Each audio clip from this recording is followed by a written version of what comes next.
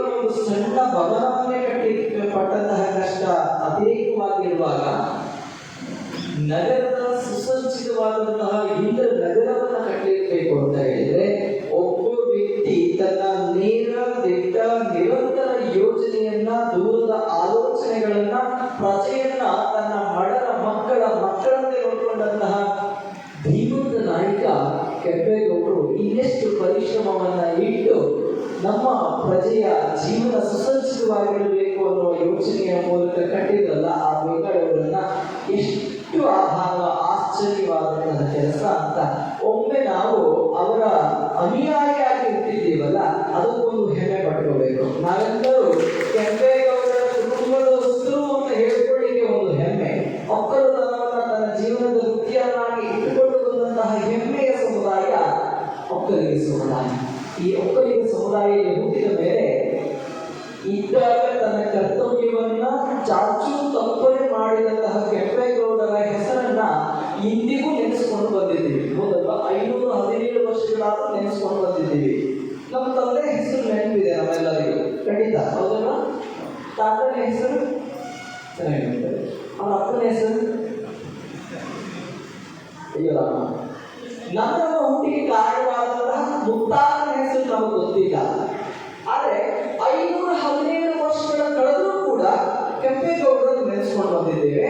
ಇನ್ನು 1000 ವರ್ಷ ಕಳೆದರೂ ಕೂಡ ಕೆಂಪೇಗೌಡರನ್ನ ನೆನೆಸ್ತಾನೆ ಇರ್ತೇವೆ. ಯಾಕೆ ಅಂತ ಗೊತ್ತಾ?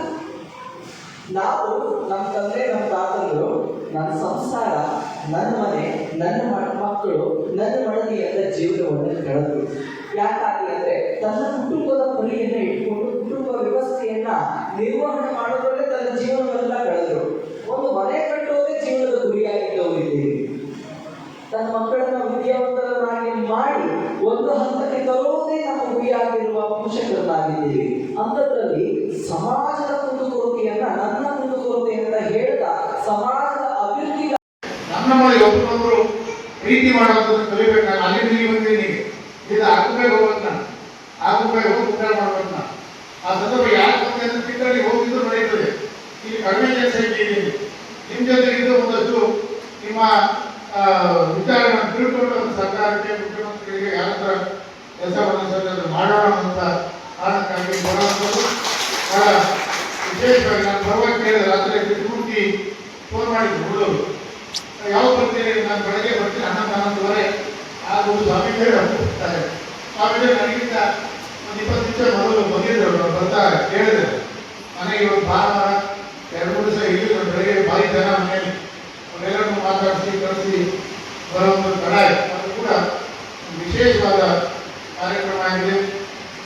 ಸಾಗರದ ಈ ಸಂಘದ ಬಗ್ಗೆ ವಿಶೇಷವಾದ ಪ್ರೀತಿ ಇದು ಮತ್ತು ಇಂಡಿಪೆಂಡೆಂಟ್ ಸಂಘದ ಬಗ್ಗೆ ಇದು ಯಶಸ್ವಿಯಾಗಿ ನಡೆಯಬೇಕು. 4 ಜನ ಭಾಗ್ಯರಥಿಯವರಿಗೆ, ವೆಂಕಟರಮಣರವರಿಗೆ, ನಮ್ಮ 4 ಜನ ಸಮಾಜದಲ್ಲಿ ಕೆಲಸ ಮಾಡಿದಂಥ ಹಿರಿಯರಿಗೆ ವಿಶೇಷವಾಗಿ ಕೆಂಪೇಗೌಡ ಸಾಧಕರನ್ನ ಪುರಸ್ಕಾರವನ್ನು ನಾವು ಸೇರಿ ಮಾಡಿದ್ದೀವಿ.